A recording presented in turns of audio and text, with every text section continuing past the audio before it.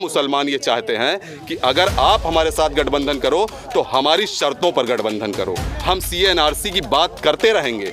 BJP की कहानी खत्म हो गई मेरे भाई, और नाली से गैस निकालेंगे। आज भर समाजवादी पार्टी को क्या कहते पता है? सोशल मीडिया पे वायरल है कि जिसने अगर समाजवादी पार्टी को वोट दिया वो अपनी माँ बहनों के साथ गलत किया। 403 का सपना भूल जाए मेरे भाई, 403 का सपना भूल जाए। समाजवादी पार्टी जितनी भी सीटें जीतती है मुसलमानों के दम पर जीतती है। कि सीएनआरसी लोग अभी तक ये समझ रहे हैं कि ये मुसलमानों के खिलाफ बिल है। अभी ओवैसी साहब ने साफ बताया कि ये मुसलमानों के खिलाफ बिल नहीं है। देश का ब्राह्मण, देश का दलित, देश का ओबीसी सब लाइन पे लगाए जाएंगे और सबसे उनका कागज मांगा जाएगा। आज बहुत भीड़ थी देखा जाए बाकी रैलियों से। ये वोट में तब्दील होगी? ये वोट में तब्दील ऑलरेडी हो चुकी है, अब कुछ बचा नहीं है। काफी लोग पीछे भी जा रहे थे, देखिए ये भी मानेंगे कि नहीं मानेंगे? देखिए आवाम ने क्लियर कट अपना जनादेश दे दिया है। ठीक है, ये जो होर्डिंग पे लगा के लिखा रहते हैं जनादेश, ये यहाँ पे दिखाई दिया आज। ठीक है, और अब कुछ बचा नहीं है। अब अगर इन लोगों को नहीं समझ में आ रहा है तो ये लोग सोचें कि अब गठबंधन करना है कि नहीं करना है। अगर नहीं करना है तो हम ऑलरेडी, जैसे कि प्रदेश अध्यक्ष साहब ने भी कहा है, गठबंधन होगा तो हम 100 सीट पे चुनाव लड़ेंगे। लेकिन अगर गठबंधन नहीं होता है तो हम जैसे कार्यकर्ताओं की ये रिक्वेस्ट है अपनी पॉलिटिकल पार्टी से कि हम 403 सीट पर चुनाव लड़ें। अच्छा, ये कहा जाता है ओवैसी साहब डराने का काम करते हैं, आज सीएनआरसी पे फिर बात करते हुए नजर आए। ये बीजेपी के मुख्यमंत्री जो हैं योगी आदित्यनाथ, इनका वक्तव्य है कि हमको सीएनआरसी डराया जा रहा है। यही सेम स्टेटमेंट जब किसान बिल आया था, उस वक्त जब लोग उसके आंदोलन कर रहे थे, तब भी किसानों के साथ यही कहा जा रहा था कि ये गुमराह कर रहे हैं, ये डरा रहे हैं किसानों को। लेकिन आज मजबूर हो गए वो और ये कहे कि हमसे गलती हुई और हम इस बिल को वापस लेने जा रहे हैं। हमारे साथ सिर्फ और सिर्फ फर्क ये है कि सीएनआरसी लोग अभी तक ये समझ रहे हैं कि ये मुसलमानों के खिलाफ बिल है। अभी ओवैसी साहब ने साफ बताया कि ये मुसलमानों के खिलाफ बिल नहीं है। देश का ब्राह्मण, देश का दलित, देश का ओबीसी सब लाइन पे लगाए जाएंगे और सबसे उनका कागज मांगा जाएगा। ये बिल, ये देश के खिलाफ बिल है, ये बिल इस संविधान के खिलाफ बिल है। और इसके लिए दूसरी पॉलिटिकल पार्टी अगर आवाज नहीं उठाती है तो हम सब दूसरी पॉलिटिकल पार्टीज को बाइकआउट करेंगे और हम ओवैसी साहब के साथ खड़े रहेंगे। अगर बात की जाए योगी जी, अभी उन्होंने साफ कहा, अभी 2 दिन पहले उन्होंने कहा था कि जो लोग आके उत्तर प्रदेश में सीएनआरसी को लेकर दंगा भड़काने का काम कर रहे हैं उनको बता देंगे कि उत्तर प्रदेश में कानून अभी भी मौजूद है। देखिए उनका कानून हमने देख लिया है। अगर 2.5 फीट के नल पे उनकी पुलिस लटका कर मार देती है, ये कानून हमने देखा और उस पर कोई आवाज़ नहीं उठी। और किसी की दाढ़ी पकड़कर जो है उसको जय श्री राम के नारे लगवाए जा रहे हैं, ये कानून भी हमने देखा। हमने ये भी देखा कि इसी मुल्क में सीएनआरसी के प्रोटेस्टर्स जो प्रोटेस्ट कर रहे थे उनको एक दिन में 26 लोगों को कत्लेआम कर दिया गया, जो आज़ादी से पहले अंग्रेज़ किया करते थे। हमने ये भी देखा कि अलीगढ़ मुस्लिम यूनिवर्सिटी के लाइब्रेरी में बैठे हुए बच्चों को किस तरीके से हाथ तोड़े गए। हमने ये भी देखा कि दिल्ली जामिया मिलिया यूनिवर्सिटी के बच्चों के साथ क्या जुल्म किया गया। अब हम इस जुल्म से घबराने वाले नहीं हैं, इन जालिमों से घबराने वाले नहीं। चुनाव में क्यों इस्तेमाल करी जा रही है ये बातें? पुरानी बात कोई नहीं होती है। 5 साल में अगर ये सोचते होंगे कि हम अगर पेट्रोल का दाम घटाने के बाद चुनाव जीत लेंगे या कोटे से चना और वो तेल बंटवा कर हम चुनाव जीत लेंगे, तो ये जनता अब वैसी जनता नहीं है। बनवा के चुनाव लड़ रहे हैं वो एक्सप्रेस वे बनवा के चुनाव लड़ रहे हैं। उस एक्सप्रेस वे के दरार की फोटोज भी हम लोग देखते हैं। अब बेवकूफ़ जनता नहीं है। सोशल मीडिया से लेकर प्रिंट मीडिया, इलेक्ट्रॉनिक मीडिया ये दिखाती है कि जहां आप वो उतार रहे हैं, एयरक्राफ्ट उतार रहे हैं, वहीं पर दरारें भी दिखाई दे रही हैं। तो ये जो भ्रष्टाचार है, जो थानों पर भ्रष्टाचार है, जो दूसरी जगह भ्रष्टाचार व्याप्त हो चुके हैं, इन भ्रष्टाचार को खत्म करना होगा। आज के नौजवान चाहते हैं भ्रष्टाचार खत्म हो और उनको एजुकेशन के साथ साथ उनको नौकरियां मिले, उनको अच्छा स्वास्थ्य मिले, उनको अपना रिप्रेजेंटेशन मिले, उनको freedom of speech and expression मिले। अगर ये सब नहीं मिलती है तो योगी आदित्यनाथ ये लॉलीपॉप देते रहे, तेल का दाम कम कर दे रहे हैं चुनाव आते वक्त, और चना और वो बांटने की बात कर रहे हैं, ये कोई अब नहीं देखेगा। 5 साल में जो कुछ भी इन्होंने किया, एक एक बातों को याद दिलाई जाएगी पब्लिक को, और इंशाअल्लाह पब्लिक उसको याद कर दे, अपने वोट का अधिकार जो है करेगी और ऑल इंडिया मजलिस इत्तेहादुल मुस्लिमीन पर वोट। आज वैसे आपने काफी लंबी स्पीच दी, क्या लगता है ये स्पीच प्रभावित होगी? बिल्कुल 100% प्रभाव करेगी। और सबसे बड़ी चीज़ ये है, मैं ये बताना चाहता हूँ कि 17 में मजलिस इत्तेहादुल मुस्लिमीन यहाँ चुनाव नहीं लड़ी थी। 17 में समाजवादी, कांग्रेस, बसपा, सारे तथाकथित सेकुलर पार्टियां लड़ी थी चुनाव। ये 47 सीट पर सिमट कर रह गई थी। अब की बार मजलिस इत्तेहादुल मुस्लिमीन उत्तर प्रदेश का पूरा नौजवान एक साथ एक मंच पर है और एक साथ मजबूती के साथ वोट देगा। मजलिस इत्तेहादुल मुस्लिमीन का जहां भी कैंडिडेट होगा मजलिस इत्तेहादुल मुस्लिमीन को जिताएगा। और हम गारंटी के साथ ये दावा कर रहे हैं 47 सीट की तो बात जाने दीजिए, अखिलेश यादव जहां से खुद चुनाव लड़ेंगे वो अपनी सीट पहले बचाने की कोशिश करें। वो 403 पे लड़ रहे हैं, 403 का सपना भूल जाएं मेरे भाई, 403 का सपना भूल जाएं। समाजवादी पार्टी जितनी भी सीटें जीतती है मुसलमानों के दम पर जीतती है। अब मुस्लिम समाज का हर नौजवान, अभी आप में भी तो पीछे सपा के लोग दिखाई देते हैं, हर बार कहते हैं हम सपा के, हम सुनने आए खाली। वो सब देखिए, वो सब माइनेज हैं। मानेंगे कि नहीं देखिए मानेंगे? मजलिस से देखिए मुट्ठी भर लोग नाली खड़िंजे और कोतवाली की दलाली और हैंडपंप की दलाली करने के लिए अगर माइनेज है तो पूरा उत्तर प्रदेश ऐसा नहीं है। कह रहे जुम्मन मुसलमान इधर आते, क्या कहेंगे? जुम्मन मिम्मन ये सब कहने की बात, ये सब छोटी छुटभैया वाली बात है। मजलिस इत्तेहादुल मुस्लिमीन ये सब बातें नहीं करती है।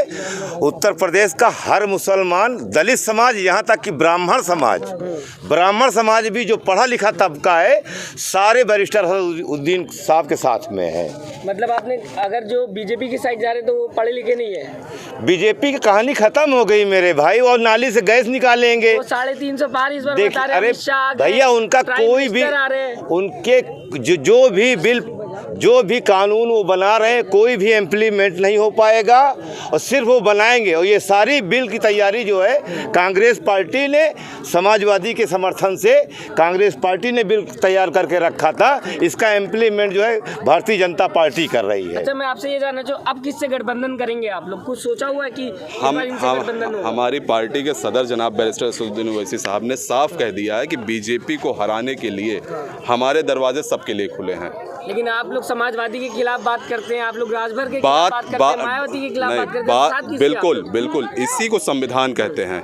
अगर हम पॉलिटिकल पार्टी हैं और इस वक्त हम अलायंस में नहीं हैं तो हम सबके खिलाफ बात करेंगे, क्योंकि सबने हमको धोखा देने का, सबने इस आवाम को, सबने सरकार चलाई है। आपके साथ आके तो धोखा नहीं दिया उन्होंने। नहीं, हमारे साथ आएंगे तो हम ये नहीं कह रहे हैं कि हम उनकी बुराई भूल जाएंगे, लेकिन अगर हम उनके साथ चुनाव लड़ते हैं और फिर हम सरकार बनाते हैं तो हम उनको भी गलत करने से रोकेंगे।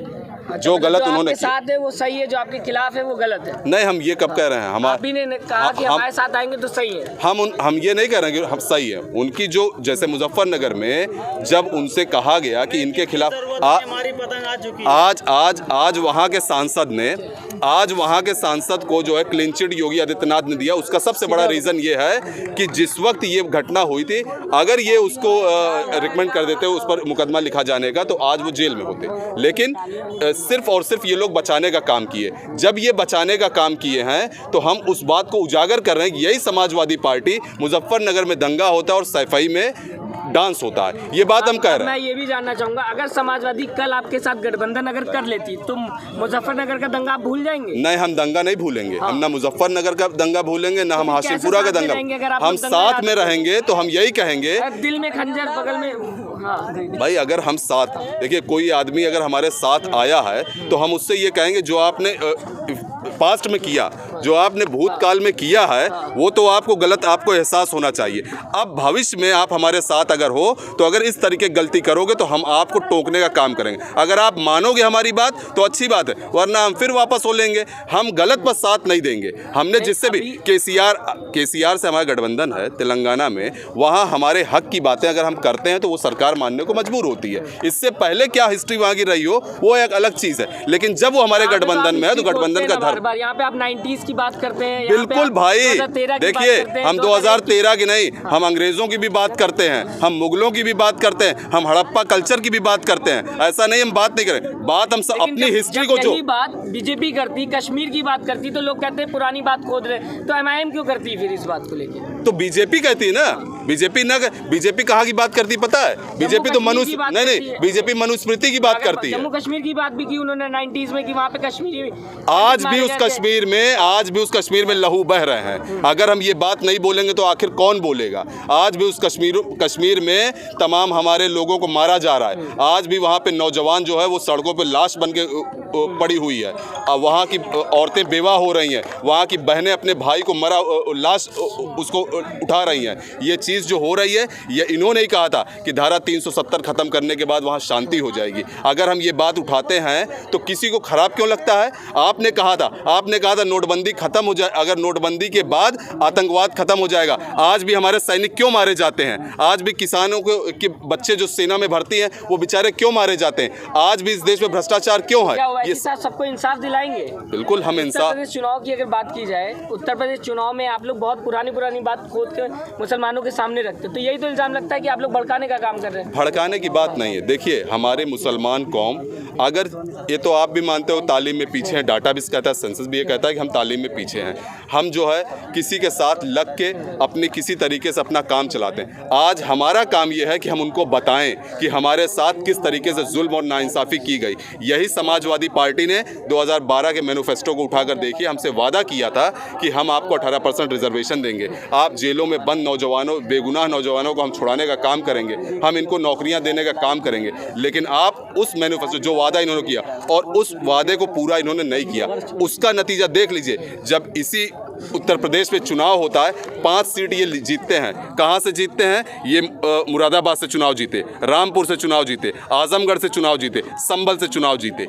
ये कहाँ, ये सीटें कौन बाहुल्य हैं? ये सब मुस्लिम बाहुल्य सीटें हैं। मुसलमानों ने फिर भी इनका साथ दिया, इन पर यकीन किया, इन पर भरोसा किया, लेकिन इन्होंने हमेशा हमारी पीठ पर खंजर भोंकने का काम किया। हम सिर्फ मुसलमानों को ये बताना चाह रहे हैं कि इन सारी चीज़ों को आपको भूलना नहीं है, इन सब चीज़ों को याद रखना है, और याद रखने के साथ साथ इनसे आपको सवाल पूछना है। अगर हम बताएंगे नहीं, ऑल इंडिया मजलिस इत्तेहादुल मुस्लिमीन नौजवानों को बताएगी नहीं, अपने बच्चों को बताएगी नहीं, अपने बुजुर्गों को बताएगी नहीं, तो कल को जब ये वोट मांगने आएंगे तो हम इनसे सवाल कैसे करेंगे? हम इनसे सवाल करना चाहते हैं। मैं जानना चाहूँगा, आप लोग 100 सीटों की बात करते हो, अब अभी आपने बोला कि 403 सीट पे भी लड़ सकते हैं। जिस तरीके से आप लोगों की पार्टी लगातार दूसरी पार्टियों पे इल्ज़ाम लगा रही है, लगता है आपको कि आगे गठबंधन किसी और पार्टी से हो पाएगा? क्योंकि राजभर आपके चले गए हैं। यही राजभर समाजवादी पार्टी को क्या कहते पता है? सोशल मीडिया पे वायरल है कि जिसने अगर समाजवादी पार्टी को वोट दिया वो अपनी माँ बहनों के साथ गलत किया ना, घात करेगा, घात किया, ये उनका स्टेटमेंट था। लेकिन आज अखिलेश यादव उनके साथ मंच शेयर कर रहे हैं। पता है क्या रीज़न है? हम मुसलमानों को ना इन्होंने अछूत बना दिया है। ये सिर्फ हमारा वोट लेना जानते हैं, हमको साथ नहीं लेना जानते। ये सिर्फ हमारा वोट लेना जानते हैं, हमारे साथ इंसाफ करना नहीं चाहते। ये सिर्फ हमारा वोट लेना चाहते हैं, हमारे मुद्दों पर बात करना नहीं चाहते। आज हम मुसलमान ये चाहते हैं कि अगर आप हमारे साथ गठबंधन करो तो हमारी शर्तों पर गठबंधन करो। हम CA/NRC की बात करते रहेंगे, हम उस बच्चे की बात करते रहेंगे जिसे 2.5 फीट, अभी देख रहे हैं ये जेब में मेरे जो कागज़ है ना, इसी जौनपुर की घटना है। एक बच्चे का गला काटकर कुछ लोगों ने मार दिया। पुलिस किस तरीके से विवेचना कर रही है, ये सारी घटना, इसका दर्द सिर्फ हमको है। हमारे वोट के लिए तो सभी लोग आएंगे, प्रियंका गांधी भी आएंगी, राहुल गांधी भी आएंगे, राजभर भी चाहेंगे, समाजवादी के लोग भी चाहेंगे, बहुजन समाज पार्टी भी कुछ लोगों को छोड़ देगी, लेकिन हम वोट सिर्फ और सिर्फ उसी आदमी को देंगे जो हमारे मुद्दों पर बात करेगा। कोई आपके साथ नहीं आता तो आखिर में आप लोग क्या करेंगे?